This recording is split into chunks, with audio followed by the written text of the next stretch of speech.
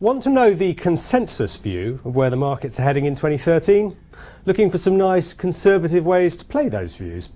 Well, if you are, then I suggest you turn off right now, because today we're sticking two fingers up to the consensus and telling conservatism where to go. That's because my guest today is a man who makes his money from the markets by doing famously bold, contrarian trades. This guy has been short-selling futures since when I was in short trousers, and he might still even have a little more hair than I do. He's also the brains behind one of the UK's most widely read and longest established trading newsletters. John Piper, welcome to the show. Been dying to get you on the show for ages. Just quickly about your service first. You do the Technical Trader, which comes out monthly. Monthly, yes. And you do weekly videos, and we call it the big call service now, because I'm really looking for the larger moves in the market rather than smaller moves. So although I still day trade, we have trading systems that trade on a daily basis, but my main focus for the service is actually the longer term moves. The big stuff that's going to happen. You use spread bets yourself to trade the market, but you also used to be in the futures game, of course. Yes, I started in '87 when I think the minimum trading size was £20 a point with one futures contract. It's very, very different now. A lot more people involved now because you can start a lot more easily. And you traded through the crash of 1987. That's why my hair fell. Which is why your hair fell out. Great, okay, well I was at school in 1987, really? So I've got no excuse. But, okay, so let's take a look at the charts. We're going to start with the pound-dollar rate. And this is the pound-dollar chart going right back to, what, beginning of 2008. Big crash here, and then we've been in this massive sideways range ever since. What's happening here? Well, it's a huge triangle. I mean, I'm amazed that this chart isn't sort of more widely seen around the place. Because have you seen it before or not? Well, yeah, but I mean, obviously you've seen the pound, pound dollar. But have you seen this big triangle? You've got the parameter there, and it's perfectly formed. You've got all this documentation of the triangle. We've got 1, 2, 3, 4. It's a pretty nice triangle, and the triangles usually lead when you've got this contracting range, squeezing like that. We're going to get a big break one way or the other. But I think all hell's going to break, to be quite honest, because we've got normally a triangle takes 5 waves. Yeah. I look at Elliott wave a lot, so I'm talking waves. So we came down here. We had this big dislocation from the 2007 thereabouts high, which came crashing down. The pound was about $2 at the time, up here somewhere. Came crashing down to about 1.4, We've now got 1, 2, 3, 4. And I think this is probably all part of a fifth. I mean, it's getting a little bit shaky around here because it did break through here. But my target, short term, for short-term traders, is 165, which is where the line is now. It's the top of the triangle. Yeah, so I'm that's about 5 cents up from where we are today. Yes, okay. and we've got a few little buying spikes. It's possible the low's in, and that we're going to start moving up there. But again, we've got an A, B now, and maybe a C now coming in. Okay, so we've got a nice move up there. But then, I mean, we're really looking here for the next big wave or the next big move. And is that going to be, do you reckon, or is it going to be through the bottom? You never quite know with the triangle. In Elliott wave parlance, if you get a move down into the triangle, then you get the consolidation. Yeah. And the next move tends to be the same way. Right. So that's across technical analysis generally. It's not just in the wave principle. Well, so that would imply a big move down, and you say all hell's going to break loose. If the world was going to recover and everything was going to be a-okay, we think the pound was going to go that way. So you're saying if we go that way, that means the world is not going to be okay. I think either way has risks. I'm not a fundamentalist. I do occasionally try and pin the tail to the market donkey, is how I look at it, and try and sort of justify moves. But it's all about buying and selling, as we all know. I don't know. I mean, I would think we're going to move. I would think we're going to test 165. At that point, Elliott parlance would go down. Market profile, of course, has a different take on these things. Market profile says once you start to consolidate and you develop like this, then the breakthrough can come in either direction. Right. And but whatever happens, I would expect. I mean, the triangle is like a coiled spring. This is a huge triangle. For 4 solid years of triangular action, and I think we're going to see something pretty dramatic when it breaks. I mean, this is the trading opportunity, and we're getting close now. I would say the next could be this year, could be early next year, but that's the one to watch. A way to play this then surely would be to some sort of options-related strategy where you're going to where you think there's a big move coming, you don't know which way it's going to be, and therefore you're going to be going to get a benefit either way. Yes, you could do that. I mean, or you could just watch the trend lines. I mean, you can sometimes get very close stops on this kind of move. You can get a situation where you get a break, a retest, maybe a little spike. There are lots of techniques. Well, one of the reasons I use systems, in fact, is because if you have a trading system that you've developed, it can give you really low risk entry points into major moves. Okay, so just to summarise, we're probably going to go up to here, and then we'll know when the big move comes, and there'll be enough of it that we don't have to be getting right on the ground floor because there's going to be. I would think that this will be something that's going to be around with us for a while, and it's either major dollar weakness, so a loss of confidence in the dollar, which I think is quite possible. Because they keep on printing money. They keep debating that we all keep debating our currencies. With good reason, I think, but it's a huge experiment in my view. We're all guinea pigs on this massive financial experiment, and this is one illustration. We're all debasing our currencies, so we're trying to maintain a balance. But what this chart's telling me is that balance is not going to last much longer. Okay, let's move on to the next chart, which I think this is the price of gold. Yes. And okay, what's your take on gold? I'm a huge fan. This is another triangle. I mean, this is the decade of the triangle. I mean, it's unbelievable how many triangles are around at the moment. So gold saw the peak. We've now got this 1, 2, 3, 4. Actually, no, 1, 2, 3, 4, 5. Anyway, but it's all in a triangular form, and we're now seeing this breakthrough there. I go buy signal with my service because obviously it's a very, very clear buy signal. And we've been long of gold actually all the way through this. We bought quite a long way down there. So I'm bullish of gold at the moment, but I've got a slight worry that it's all in the price, because the fundamentals of gold stack up, i.e. all this currency debasement, all this QE, etc., is great for gold, and that's continuing. But it could all be in the price. And you've got these people flogging gold now. It's a regular occurrence that you've got people promoting services based on a continuing gold bull market. And that worries me a little bit. And okay, this decline's not a big deal, but we've got a nice spike there. We've got a nice spike here, and it could easily. Right now I'm long. I'm expecting to 2,000, but this could be the last gasp, I think. Okay, so you reckon we could get to $2,000 on the gold price? I think that's my sort of call, if you like. That's what I expect it to happen. But as I say, I've got this one worry that everybody and his dog loves gold, okay? And that's the worry. I don't like to be. I'd rather be on my own. I'd rather be alone in the wilderness saying something rather than have the whole world saying the same thing. Okay, but I mean especially probably even for you Elliott Wave guys, is that big tops in gold tend, or at least the big ones we've seen, have tended to come like this. They've blow off moves. Yep. And this isn't a blow off move. So I mean, that to me would suggest that we might have a long way to go on the we might have one of these to finish off to get us up to, and I've got targets above. I think we're going above $2,000. It's certainly possible. I mean, I say everything. This QE has just distorted everything. It's distorting the medium of exchange. It's distorting every rule we know. It's a really strange situation right now, I think. And and gold may well, as you say, you could easily see a blow off top. Perhaps. I'm not saying I'm not ruling it out completely. I'm just a bit worried that everybody in his dog loves gold. Yeah, but I mean, we've had the situation for a few years. I mean, we've all seen these naff adverts on the telly where late night, cash in your gold and stuff like that. And then, it's become also a mainstream investment as well, which is, as you say, worrying. But these things aren't a timing device. Yes, I agree. We could. I agree. This thing could go a lot further, and I don't think we've really reached true mania proportions for this. We haven't got. I mean, things were feeling a bit that way when we got this move last year, but this all feels to me a bit more like a consolidation in an ongoing bull market. Very definite consolidation, and that's why this is a solid buy signal. I say I've just got this concern that I'd rather be a lone voice in the wilderness, not. Okay, let's move on to the next chart, which this is also a gold price one. It's just actually I just wanted to mention a simple system I use, which is extremely easy. And if you've got a trending market, it's called extreme stop. In a trending market, you just look for a peak. It was going up. Yeah. You wait for a bit of a pullback, and then you just put a stop above the peak to buy the market. And it's just I thought people might be interested in a simple.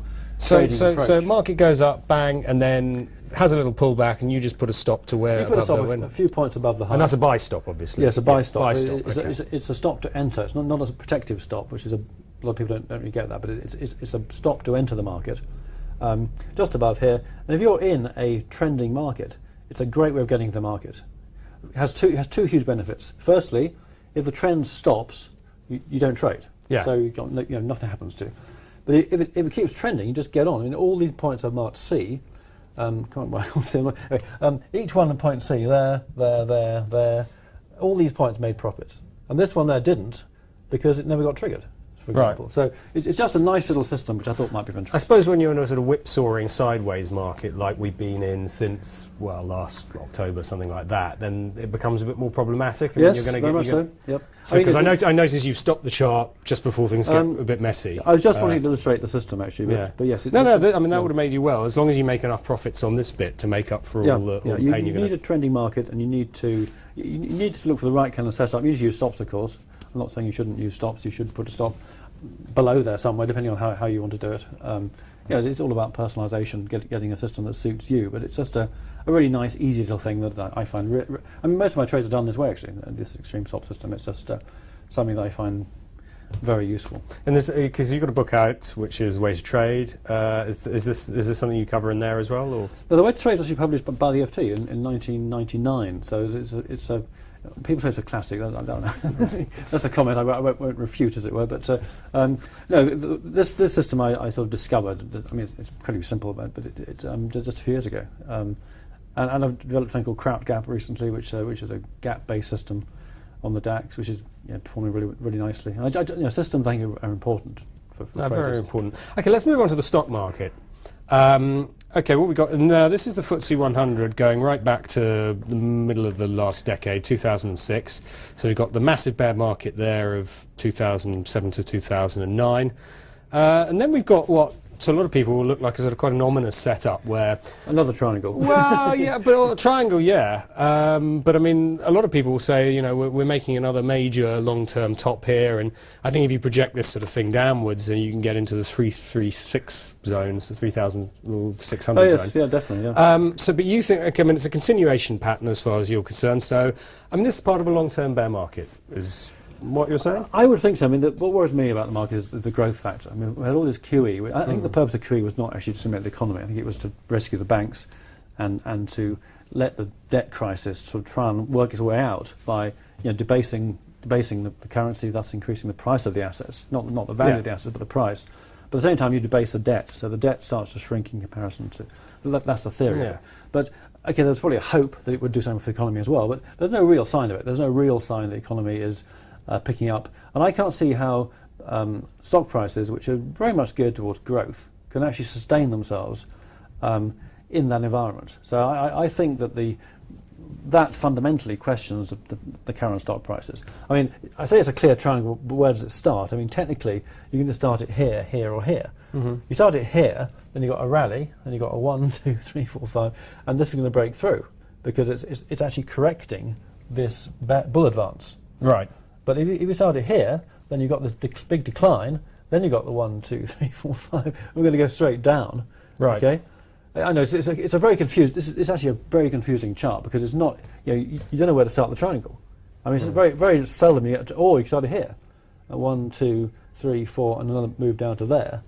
So it's a difficult one, I think. Well, I mean, in a way it's difficult, but in a way you've got these fairly clear triangular lines, and when one of them breaks and gives way in style, we're going to know. It's a case of not having an opinion, just trading the signals. Don't trade what you think, trade what you see. My opinion, for what it's worth, is Fed prints money, market goes up. Fed stops printing money for a bit, market goes down. Fed prints money again, market goes up. Well, no, this is exactly how it happened. Yeah. Fed starts printing money again. So I think, But each time it prints money, it's getting weaker and weaker, and it's having trouble up here. I mean, the last two charts are very short term because they're shorter term trading patterns. But yeah, I don't disagree. But the effect of the printing money, I think the economy may be sort of getting overstuffed, and it may be wanting to regurgitate some of this stuff. Yeah, I take your point about this, and but at the end of the day, maybe it's not about the effectiveness of the printing money, because this time the first wave we had the biggest rally, but that was after we'd had the biggest fall. Then the second one we had the big rally, and then because that was after we'd had the second biggest fall. And this time we're not really correcting very much. So maybe the money printing. That's you got to put a bullish or have a bullish option as well. Oh, I mean, in value terms, this isn't too bad. I think U.S. stocks probably not so great value. But let's move on. I think we've got the German market next. We've got we've got US stocks. We have got US stocks. I mean, looking at Elliott wave theory, if you see a 5-wave decline from a new high, that can be a major reversal pattern. And so hang on. So this is the 10-minute chart. We're going back to the bull market highs to date, which is it came in on the 5th. So 13,650 or something like that. So that was the earlier this month, and then we've had this what you guys would call an impulsive wave down. It looks like the main trend in the market could be down now. Could be, yes. Could be. I mean, it's a nice sort of pattern because you've got the third wave should be the longest, and that's a third of the third. Clearly the longest part of the whole thing. We've got all the 1-2s in place and the 4-5s in place, and it's a nice pattern. And this has implications for the next few weeks, because now, if you're right about this, we'd get a rally here, but it's not going to. It cannot exceed that level. Yes, if this patterns remain valid, then we would expect a fairly feeble rally now. The situation is slightly confused because we have expiry week this week. Options expiry. Yeah, they expire on Friday, and option expiry, the week in option expiry and the week before, in fact, tend to be quieter than the weeks before. So you tend to see quite quiet action in expiry week. The reason being that the bigger players are trying to jockey for position. They have a level which suits them perfectly for the expiry of all their options, and they want to try and buy stock. They're going to have to get that price. Already they just want to push things up so that some of them just so cheap they can close them. But expiry week also is often the precursor to something horrendous happening the week after. And you see, if you look back, you'll see some of the major moves in the market, like the 7 crash would be a good example, come in the day after expiry, the Monday after expiry. And that's happened quite a few times. It's not just a one-off event. I can see you've got a nice pattern down. I can see that. The only thing that bothers me once again, and it's a very artificial reason, but we're fighting the Fed. I mean, they've launched QE Infinity. I'd feel better about if they just stopped doing a round of QE and we got a pattern like this. That to me would be a lot more comfortable. It's a continuing matter of assessment. If you like, it's a hypothesis. I see this as a hypothesis. We now need to see a fairly weak rally. Wave 4 is resistance at 13,400, maybe 13,425. So that's one resistance area. It's a matter of observing what comes next and not being too pedantic about it. But certainly, if we see a signal, and we're almost bound to, we always do see a signal of some sort or another, somewhere around here, and we get for example, on Monday, I find that a buying or selling spike on a Monday is an excellent time to trade, especially after expiry, actually. So if come next Monday, we see the market, say FTSE, open at one level. Let's talk about the Dow. Let's say that the Dow opens at 13,400. Sellers come in, push it down 30, 40 points in the first 10 minutes. That would be a really good sell signal. I mean, that's all a bit hypothetical. It depends where we are, of course, on Friday. But that's the kind of thing I'll be looking for to position myself. I mean, maybe higher up. I don't mind. It could be, maybe it might be up here somewhere. It's not impossible.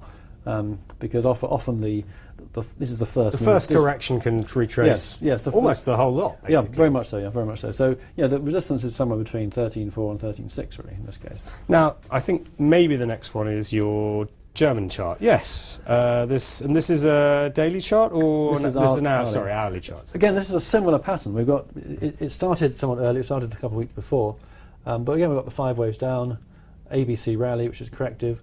Another decline that could be impulsive, and that could be corrective, but it's all a bit dithery. It certainly hangs together just about, but this third wave is not dramatic enough, really. This is not terribly exciting. The whole thing, viewed as a whole, yes. Well, it's got the market going up. This market doesn't want to go down. I hate using that sort of stockbroker term, but this market does not want to go down. Yeah. This thing is at a huge. When you get a massive move up and then you get this sort of messy stuff go sideways, I'd say the bear's on hiding to nothing. And this thing, I can see this thing going to 7,000. It depends what comes in around here, actually. Again, we've got expiry week this week. But this chart, if this week we just go sideways, as we could on the Dow, the Dow would suggest we do go sideways, then that would be pretty much destroyed. But so if we do break to the upside, which is my scenario, I'm talking about 7,600, which would be a new bear. Well, just around to the old highs on the DAX. Yeah. Okay. But this, and once again, if not to get too much into fundamentals, it's not an expensive market. Compared to the US. I feel more comfortable in a way, because that is a dear market, whereas this is, this is not so badly expensive in my view. There's also a big triangle on the DAX. I didn't show that chart but there's also the same triangle we saw on FTSE. That's the long-term chart. Exactly the same thing. It did blip above it, but now it's blipped back down again. And these triangles, I've never seen so many triangles before in my life. Let's come back to this idea that we're still in a long-term bear market, which fits with history, because we know from the past that these episodes tend to last a decade and a half, maybe 2 decades. When you start from a really overvalued position like we did back in the year 2000. And so is this to say then that, are we going to get another? We've had 2 really big bear markets in that time. Can we get another one of that sort of magnitude, a 50%er? What with all this printed money? That's my problem. We certainly can. I think it's certainly possible. But we are in a strange period. I mean, I can't say for sure, but I'll just look at the chart for guidance. If we start to fall away here, then I would think the odds increase. And I'll be positioned on that move. And if that aborts, I'll get out, and if it doesn't, I'll try and stay with it. It's although I like to have a sort of fundamental basis to what I'm doing to an extent. I'm more concerned with what the market's doing. I mean, that's the important thing. I think as a trader, it's essential. Okay, I think now we've got maybe the bond market, and this is the 10-year note future. So this is U.S. Treasuries, weekly chart going back to 2007, and just this massive rally taking us up to pretty much new all-time highs. Lows in yield, highs in price. How far can this thing keep going up? I mean, we're down to 1.6% yield. We had this Japanese experience, didn't we, in the, when was it now? 2003? Like, we got down to 0.9. It was I know something stupid. A lot of people were heavily short of the Japanese bonds back then, whenever it was. I mean, we had the bull market peaking in '89 in Japan. So we now had 23 years of bear market, and it's looking a bit weak now. It's looking a bit dodgy in Japan. It's threatening support levels again. The Nikkei 225 at 225. Sorry, I'm talking about 7,250, 7,000, and 8,250, 8,000, 7,000, and it could easily carry on going down. I think there's nothing here to suggest. I mean, I need to split that down a little bit to have a look at it. I mean, if there was a 5 there, that might suggest something. But I mean, we can see from what it is. First of all, to state the obvious, you've got this really strong uptrend. Yes, definitely. Yeah. And then once again, we've got a weak pullback. Yes. And when you get a weak pullback after a big uptrend, that says this is another correction, and we're going. But except the weak pullbacks, that can change. I mean, at the moment it's weak, but it may not be. It may not be next week. If we burst through, I don't know, there or maybe even down there, then you must say that we've got a change of trend. But so head and shoulders, though, isn't it? Bought it head and shoulders. Well, yeah. Well, not all these patterns work out quite as well. It was never really confirmed, actually, but it got sort of. It never got confirmed. But I mean, yeah. What makes me slightly bearish at the moment is it's QE time, and QE time has been a bad time for buying US bonds. I mean, QE1 was kind of here, and the bonds came off, even though QE involved buying a lot of bonds. Same in QE2, and the same thing now in QE Infinity, even though they're buying mortgage-backed securities. But I can see, if the economy hits another weak spot after this, maybe we will get another spurt higher. But I wouldn't want to be owning these things. I mean, do you own any bonds? I don't own any bonds. No. I bought some Bank of Ireland bonds, actually. They did really well, actually. But, okay, well, that's a real gamble. But, I cannot see value in something which is trade. I certainly wouldn't be holding these for on a 10-year view with a yield at 1.7%.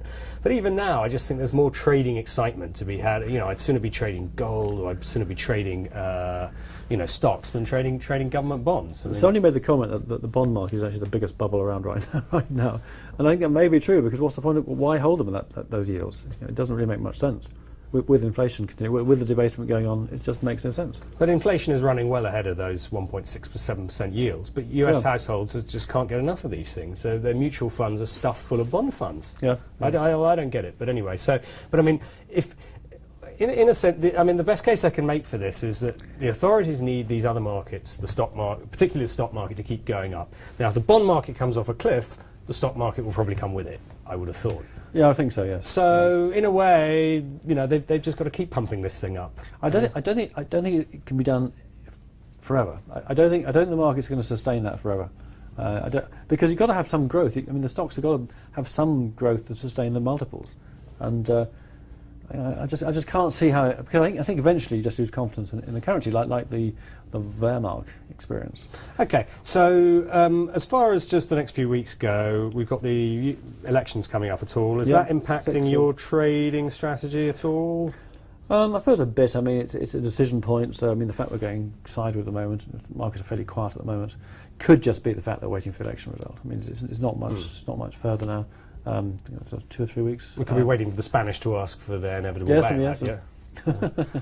But you know, would you be happier taking a position, you know, maybe early November than we are now? Or? I would tend to, if I see a signal I like, I'll trade at any time really. But I mean, I'd be.